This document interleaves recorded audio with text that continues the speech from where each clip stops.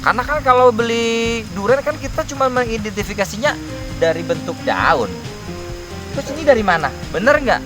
Ini soheh, perawinya jelas, sanatnya itu jelas, siapa oleh siapa sampai ke induknya.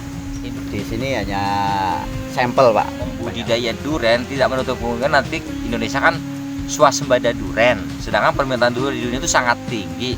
Lalu kemudian dibukalah keran ekspor. Nah, kalau sudah bilang keran ekspor itu mau produk apapun itu pasti punya standarisasi barang.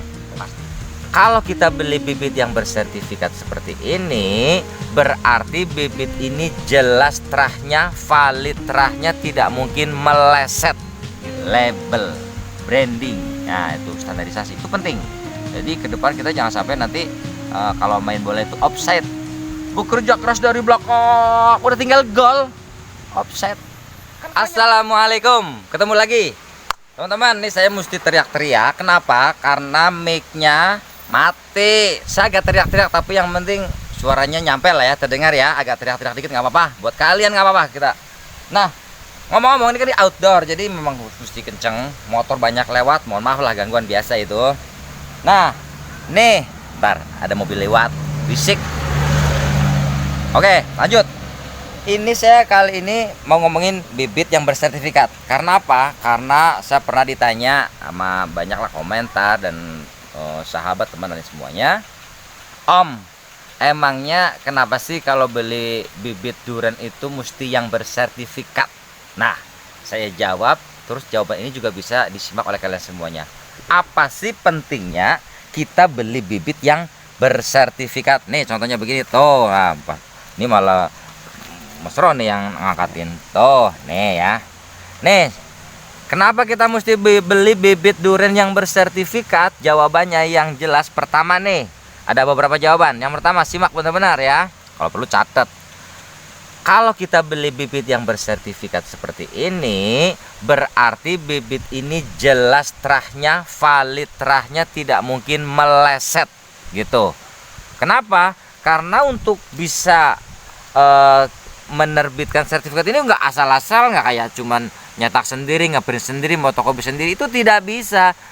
Sertifikat ini yang mengeluarkan, di sini ada nih tulisannya nih, kalian mungkin belum pernah baca.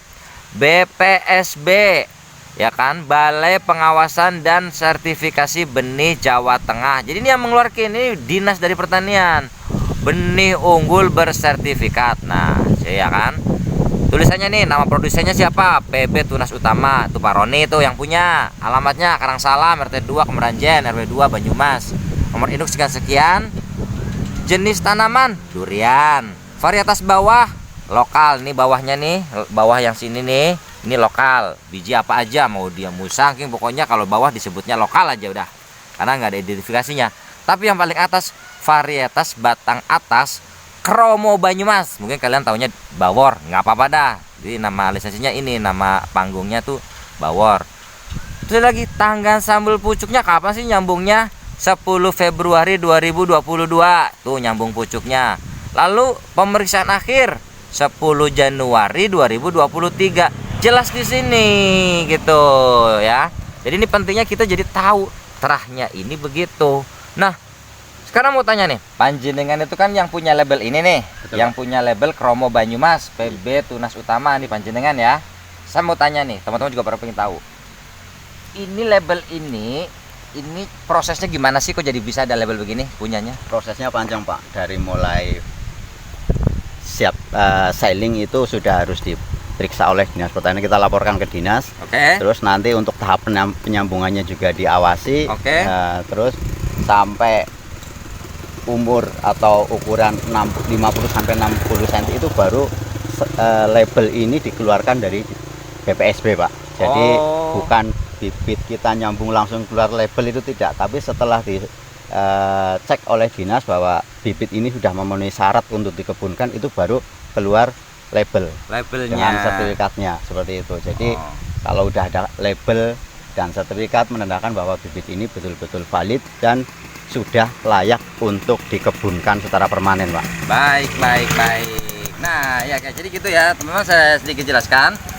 Kalau kalian dengar tadi penjelasannya Pak Roni, pemilik label ini, Krong Banyumas, itu nggak gampang. Jadi dia mesti lapor. Nih kita mau nyemai berapa biji nih, 1000 misalnya, lapor Pak Dinas nih 1000, lalu disemai udah sampai sekian, lapor lagi. Perjalanannya lapor terus ya. Lapor, betul, Pak. Dan dapat pengawasan juga sampai dari BSPB ini kemudian betul-betul mengeluarkan sesuai dengan jumlah yang disemai. Betul. Artinya nggak terus kemudian nyemainya 1000 ininya dikeluarin 2000, enggak ya? Enggak, jadi sesuai dengan jumlah bibit yang siap salur, Pak. Oh, jadi sesuai dengan jumlah bibit. Jadi makanya untuk bisa menerbitkan ini di sini butuh yang namanya biaya administrasi dan juga termasuk berarti kita membeli bibit ini sudah membayar pajak. Padahal masyarakat atau warga Indonesia yang baik itu adalah kan yang membayar pajak kalau kata Pak Presiden, kan begitu ya. Berarti kalau kita beli bibit yang ada sertifikatnya, kita termasuk masyarakat yang baik kata Pak Presiden. Kalau yang enggak ya kurang baik gitu kan. Nah, jadi lalu kemudian berarti kalau yang ada labelnya harganya lebih mahal dong. Bukan lebih mahal, lebih tinggi sedikit. Lebih tinggi sedikit. Kenapa? Karena kalau mungkin standarisasi harga bibit mah sama, tapi kan ada biaya tambahan untuk mengeluarkan ini untuk negara.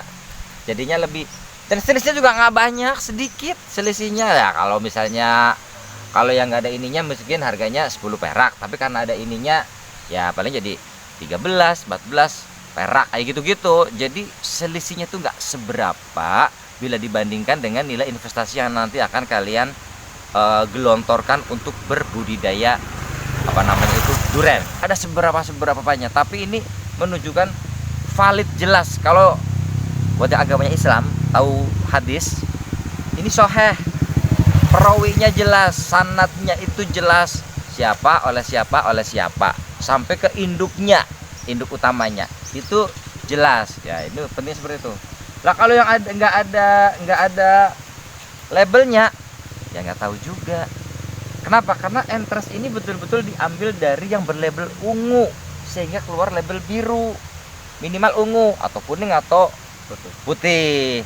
Karena kan kalau beli durian kan kita cuma mengidentifikasinya dari bentuk daun. Terus ini dari mana? Bener nggak? Kita tidak tahu kalau tidak ada labelnya. Tapi kalau ada labelnya dijamin. Nah ini penting, valid, langsung dari memang induknya gitu. Nah ini informasi yang penting. Tapi kalau sudah kadung ditanam ya udah nggak apa-apa lah, udah kadung ditanam nggak usah dibuang juga. Tapi kalau yang baru mau tanam, mau nyari bibit, pesan saya carilah bibit yang bersertifikat. Nah tapi kan mahal, nggak mahal, lebih naik sedikit gitu. Jadi jangan bilang mahal karena ini buat pemerintah. Ini buat negara kita tercinta Indonesia Raya gitu ya kan. Lalu kelebihan berikutnya, kalau kita nanam durian yang jelas terahnya, berarti kan jelas kita nggak akan miss. Pokoknya sesuai dengan standarisasi si durian ini. Bahwasanya nanti gini ya, kalian itu kalau mau berkebun durian itu investasinya itu nggak sedikit loh. Bahkan perawatannya saja sampai berapa tahun itu membutuhkan biaya yang tidak sedikit.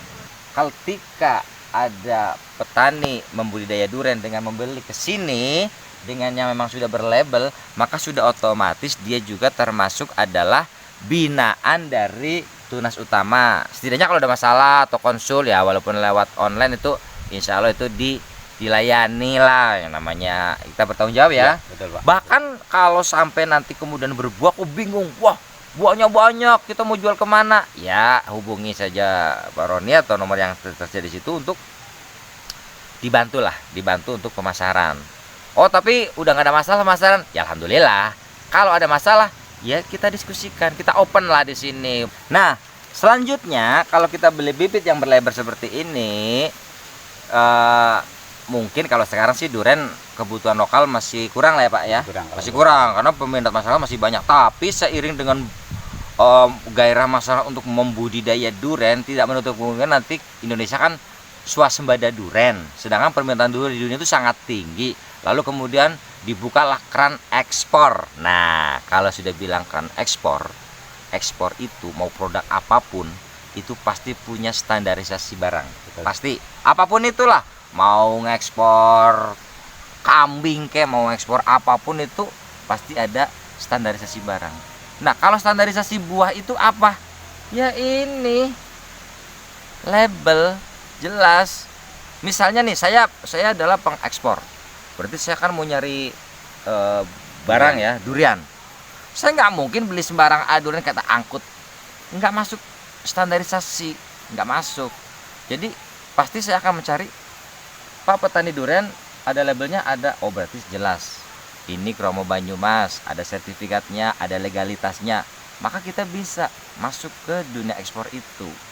Nah, tapi kalau walaupun memang duriannya lebih bagus, lebih pulen, lebih manis, lebih nendang, lebih nampol, kok nggak ada ininya, ya kan nggak bisa. Sama saja dengan durian lokal, mungkin ada yang lebih enak dari katakanlah yang premium itulah, entah Musangking atau apa itu, mungkin ada yang lebih enak mungkin di daerah-daerah lokal. Tapi kenapa harganya nggak bisa tembus? Karena tidak masuk standarisasi atau branding, nggak masuk. Makanya dia tetap jatuhnya tuh lokal. Katanya ada tuh di Madiun, mirip banget duri hitam. Tapi kok nggak mahal atau nggak booming? Karena tidak punya standarisasi. Standarisasi itu adalah ini, label, branding. Nah itu standarisasi, itu penting. Jadi ke depan kita jangan sampai nanti kalau main bola itu offside. Bekerja keras dari belakang, udah tinggal gol, offside, kan konyol. Jangan jadi pertanyaan konyol. Nah, ini kalau kalian lihat, oh om, itu kok yang dilabelin cuma dikit, yang lain kok belum. Nih, langsung tanya ke pawangnya, gimana sih om, kok ini ada yang dilabel, ada yang belum? Oh ya, itu untuk Kromo Banyumas memang ada yang sudah terlabel, ada yang belum. Ini dikarenakan pada waktu pengiriman atau barang itu sudah laku baru dilabelkan Pak, seperti itu. Karena dikhawatirkan nanti label terlalu lama di pohon tapi belum laku atau belum diangkut, nanti labelnya rusak Pak, seperti itu. Oh, jadi sebenarnya sudah tinggal dipasang aja kalau memang sudah ada yang mau beli ya gitu ya. Siap Pak, udah. Oke, jadi gitu ya teman-teman, jangan khawatir, pokoknya kalau memang mau yang berlabel semuanya tersedia ada. Ya, tapi nanti kalau sudah ada begini, kalian jangan tanam, dibiarin di kebun, dicopot, disimpan, kalau perlu dilaminating dan dijadikan identitas pohon itu. Jadi kalau bilang nih durian saya Kromo Banyumas, ini labelnya, nah itu disimpan sampai kapanpun juga jelas ini. Jadi nanti punya sertifikasi. Ini kan kalau dilihat kan ini depan rumah ya, ada berbagai varian, berbagai size, ukuran dan sebagainya. Ini kalau misalnya permintaannya memang agak lumayan banyak, kira-kira stok aman kan nih? Insya Allah aman Pak, karena di sini hanya sampel Pak, kebanyakan sampel hanya berapa ratus, tapi kita punya beberapa lahan yang kita khusus untuk produksi Pak, seperti itu, untuk menyimpan bibit durian tersebut Pak, seperti itu. Oke, jadi gitu ya teman-teman. Ini memang pas di depan rumahnya Om Roni atau Mas Roni lah. Tapi ini semuanya hanya sifatnya display. Jadi semua varian ada, semua size ada. Tuh yang dongkelan yang gede, yang sana juga ada yang lebih gede-gede lagi di sana. Ini yang masih keni. Ini semuanya hanya display. Tapi memang kami punya lahan yang memang luar biasa, menyediakan untuk pembibitan dengan jumlah yang banyak sekali. Pokoknya aman lah. Bahkan mungkin kita mau ratusan ribu bahkan jutaan kita siapkan kalau memang dibutuhkan. Semuanya ada. Legalitas insya Allah untuk Kromo Banyumas kita siap sedia. Terus gimana caranya sih kalau saya mau pengen beli yang bibit itu Om? Hubungi nomor yang nanti ada tuh, itu adminnya Pak Roni tuh, dihubungin aja di situ ya. Saya cuma informasikan aja seperti itu. Nanti di sana bisa diorder seluruh Indonesia tapi yang terjangkau. Mohon maaf ya, karena kalau nggak salah kalau yang jauh bukan nggak bisa, perjalanan terlalu lama juga nanti si bibit kasihan. Nyampe sono mungkin malah udah mati. Kalau yang kejangkau kita antar, tapi kalau nggak kejangkau ya kita konfirmasi lah begitu. Mungkin pesawat atau apa, jadi itu harganya mahal, beli bibit sampai jutaan karena naik pesawat. Ya udah gitu aja ya. Saya udah capek teriak-teriak nih gara-gara mic-nya mati nih. Jadi saya udah teriak-teriak dari tadi. Tapi yang penting informasi jelas ya. Kalau nggak jelas tulislah di kolom komentar, tanya-tanya, nanti admin yang menjawab. Atau telepon langsung ke nomor yang ada di situ. Makasih udah nonton. Assalamualaikum. Semangat ya.